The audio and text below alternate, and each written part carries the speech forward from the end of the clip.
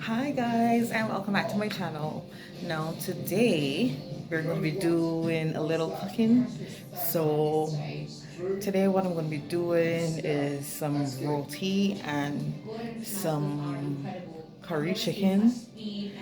And yeah, that's what I'm doing today. So once I get started with all the prep and I have all the prep started out, what I'll go ahead and do is bring you guys back and then we'll chit chat and cook some food. See you later.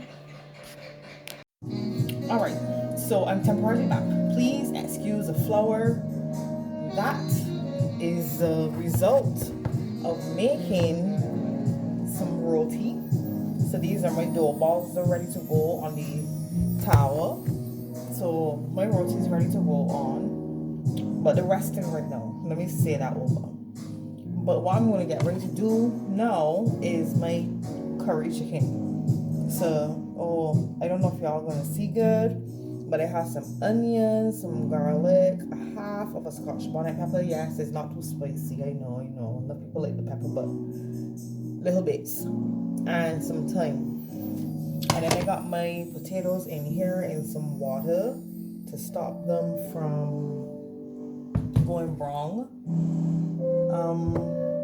Yeah, my chicken is still in the fridge on its last leg of marination. So very shortly I'm gonna get ready to go and start the curry chicken. And once the curry chicken is on and I've done all of that, then the next step would be to do the rotis. No, I cannot film while making roti. While I'm doing the roti on the stove top, I cannot film. It's a lot going on, up and down, backwards and forwards, and y'all gonna get dizzy. But what I would do is to check in after I finish the skins so you can get a final result of how everything is gonna come together. So yes, I'm very excited. So once I start my chicken curry, I'll be right back. Okay, so we're about to start our chicken curry. Now the first thing I like to do, and by no means am I a chef or anything, I'm a home cook. But just taking along for the ride. So I'm going to use some jeera seeds first, or cumin seeds. So they're going to go into the vegetable oil. Actually, what oil I'm using today is actually sunflower oil. And I don't know if you can hear, but they're snap, crackling, and popping, which is really good. So just going to let those go for a little bit. Basically, like kind of toast them, and already you can start to smell them. So that's a really good sign. So I'm just going to let them go a tan, just let them get a bit, tanned. And once that has happened, because it's on a pretty high heat, once that has happened, what I'm going to go ahead and do is add my onions.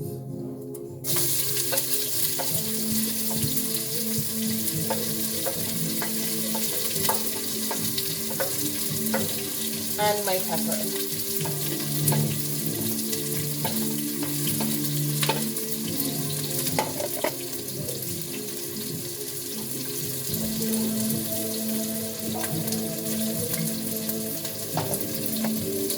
So you're gonna let the onion go for a little bit, and you want it to start to get pretty brown, but not really brown. You want it to once again get a little tan.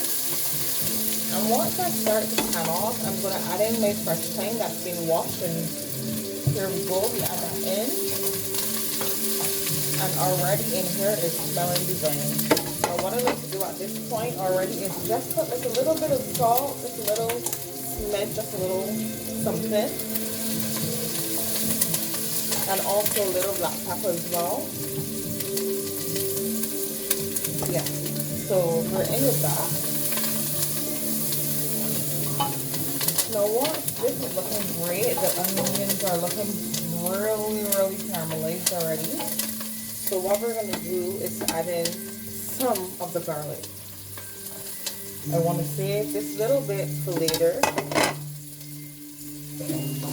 because I like to layer the garlic, so it would be, different layers of garlic.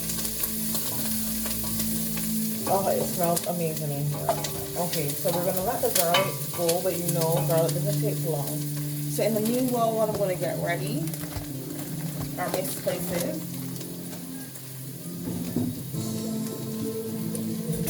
So right into here, what I'm gonna add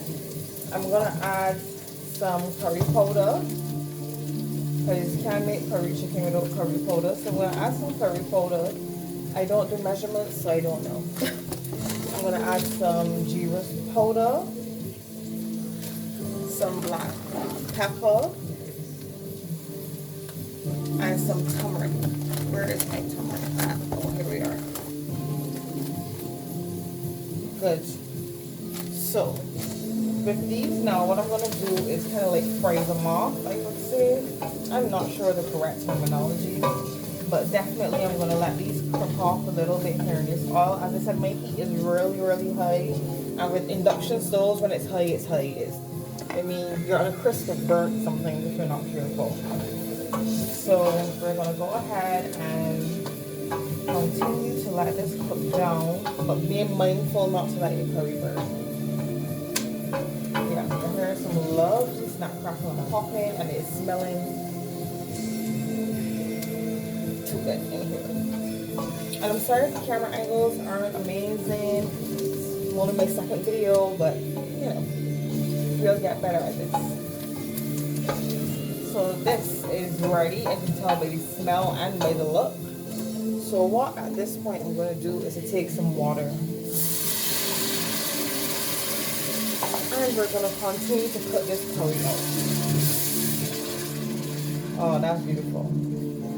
Now you're going to cook this out until, well, what I usually do, I kind of know it's kind of ready when I see some of the vegetable oil we use in the beginning. When that starts to settle at the top, I kind of know my curry paste underneath there is looking like it's ready. But as I say, I'm always mindful as well not to let the curry burn. No one wants burnt curry. It smells amazing in here.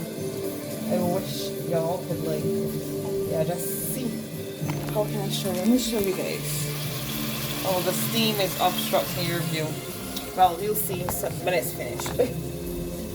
But right, we're gonna finish this up now.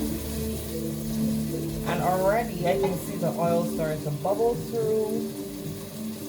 Sometimes what I would do is throw another set of water. Depends.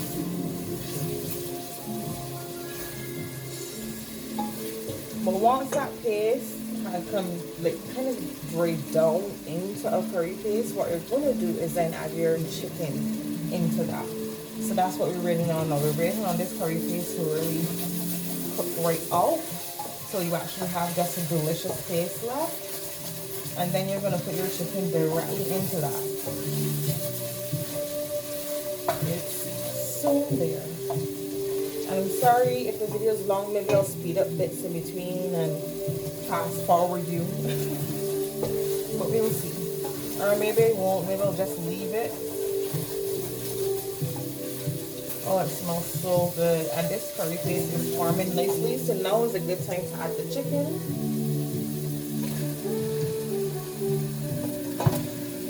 Okay, so once we have our chicken in here,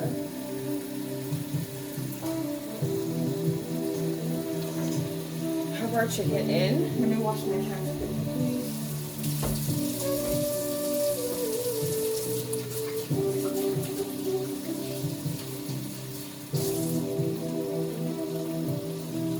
Yes, and I always wash my hands in between dealing with raw chicken. I always make sure I wash with like bleach or something to kill the germs.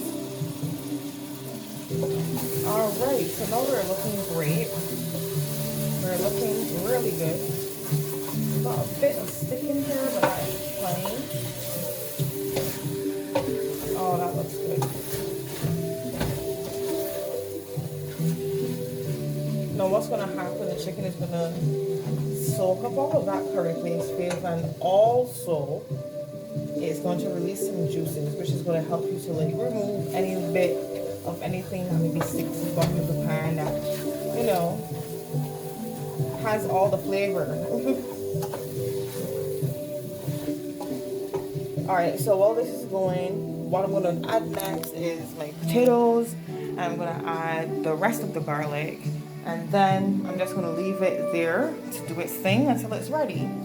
And about 20 minutes before it's finished, I'll probably pop onto the roti and then we'll be doing that.